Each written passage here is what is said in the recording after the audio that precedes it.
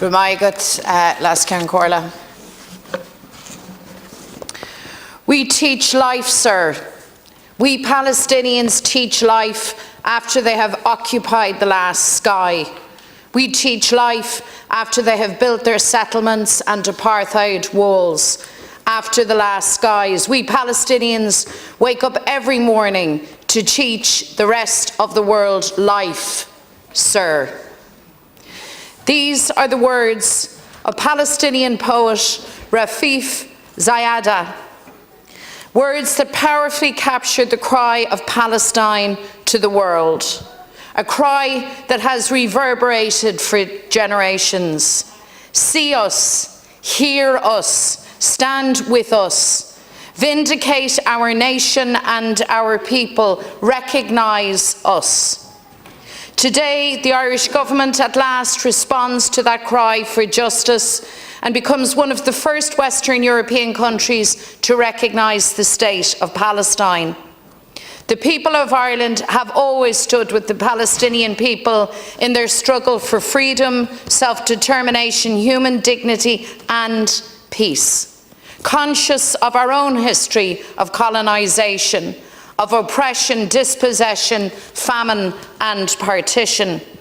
A history that has ingrained in the collective consciousness the impetus to confront injustice and inequality and human rights abuse across the world. So today we say again to the Palestinian people, you are not alone. Ireland recognises you, your people and your right to nationhood. We stand on the side of justice, of freedom, on the side of a just and durable, lasting peace. Ireland's recognition of the Palestinian state comes as the people of Gaza endured the darkest of moments, as they continue to endure horror on an unimaginable scale. As world leaders continue to draw a false equivalence between the impoverished occupied and the oppressive occupier. By recognising the state of Palestine, we recognise the right of Palestinians to their homeland, the right of Palestinians to a future free of oppression and war. We recognise the human rights of the Palestinian people to exist as equals in this world. Today's announcement has been a long time coming, too long. 10 years ago, the Dáil voted unanimously in favour of a Sinn Féin motion to recognise the state of Palestine. A decade ago, we had cross-party support for this. It shouldn't have taken us this long to get here. But of course, it is never too late to do the right thing, and this is the right and the just thing. I want to welcome and to acknowledge the incredible work of the current Palestinian ambassador and of all her predecessors. Las Corla, long before I was ever elected to the Dáil, I stood with so many others outside the gates of Leinster House, calling on, imploring the government and the European Union to deliver justice for Palestine and its people. Activists have been constant in their commitment to Palestine, relentlessly pushing, standing their ground, standing up for what is right, never giving up, slowly and surely changing the conversation.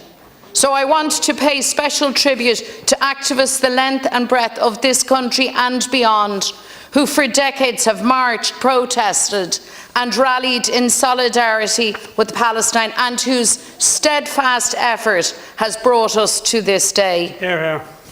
The Palestinian struggle has gone on for generations. The catastrophe of Nakba was only the start. 76 years, the story of Palestine has been one of colonisation, occupation, apartheid, violent, brutal human rights atrocities at the hands of the Israeli state and its ferocious military. Daily oppression that saw Palestinians killed, jailed, tortured and forced from their lands.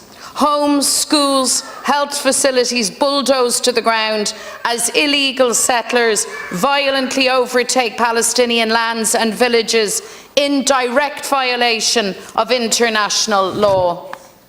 Palestine is a nation threatened by annihilation. The world was always going to face a moment of reckoning on Palestine and Lascaun Corla as Israel continues its brutal onslaught on the refugee population of Gaza and launches horrific missile attacks on Rafah. I believe the moment of reckoning is now.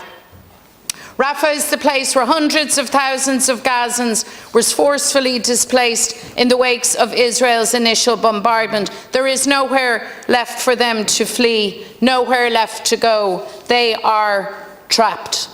And on Sunday, as Israel bombed a refugee tent camp and took countless lives, they described it as a tragic mistake. Today, we have reported that 7 more lives have been taken in Israeli airstrikes in Rafah, and there will be more slaughter unless Israel is confronted by the world.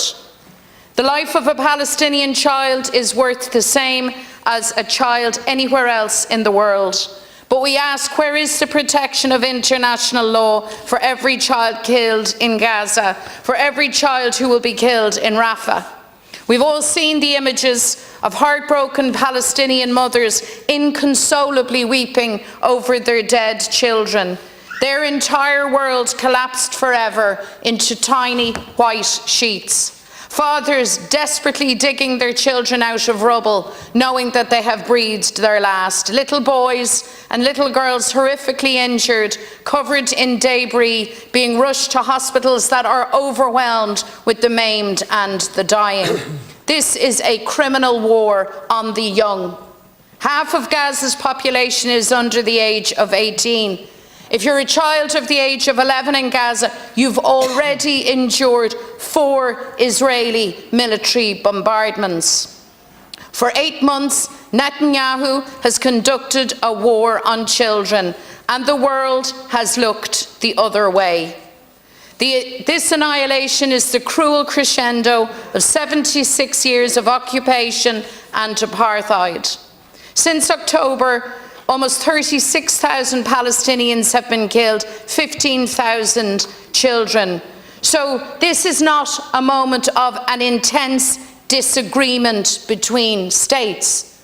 Rather, this is a moment of catastrophe, of savagery, of an Israel that has brazenly, repeatedly broken every international law, has acted with impunity, and as of yet has not been held to account. And for this to stop, the international community has to act. The European Union, Britain, the United States of America must remove political support, end preferential treatment for Israel as it perpetrates crimes against the Palestinians with impunity. They must stop funding and arming the Israeli military machine as it commits genocide in Palestine. The ordinary people of Europe, I believe, don't want a European Commission that shamefully endorses Israel's action. And I'm conscious we'll have a new European Parliament and a new Commission. And I do not believe that a European Commission or a President of the Commission can condone the actions of Israel. Rather, they must confront them. And Ireland must insist, all of us insist on that point. Today, along with Spain and Norway, we take a lead. But recognition of the Palestinian state can't be the end. It has to be just a beginning, a new departure in pursuing freedom and justice for the Palestinians. The Irish government must now follow recognition by enacting the Occupied Territories Bill, and we have Senator Francis Black joining us here, and the Israeli illegal settlement divestment bill brought forward by my colleague Deputy Brady. We also have to take the lead in the European Union, pushing for sanctions against Israel, holding Israel to account by joining the ICJ genocide case. Israel for now turns its face not alone against peace, but against the rule of international law. And therefore, a movement against apartheid in Palestine with the same momentum and the same drive as the movement against South African apartheid is, I believe, essential. I believe it's vital to secure the enforcement of international law. We need, of course, an immediate ceasefire. We need the return of all hostages, the renewal of a peace process grounded in international law. This is the only way the children of Palestine and Israel can have the future of peace they deserve. Young people in particular have stepped forward, standing for the cause of Palestinian freedom. They've marched in cities and towns throughout Ireland and the world, calling for an end to the slaughter and an immediate ceasefire. On college campuses throughout the world, they've stood together against Israeli war crimes. And world leaders must now listen to the voices of the young, because this generation is right. Our recognition of the Palestinian state is an important moment, but the real power of today will only be defined by what happens next. This must be Ireland's first step in pushing for an end to Israeli occupation, apartheid, an end to their human rights violations. Because Palestinians wake up every day not knowing if it'll be their last. Palestinians wake up every day to teach the rest of the world life.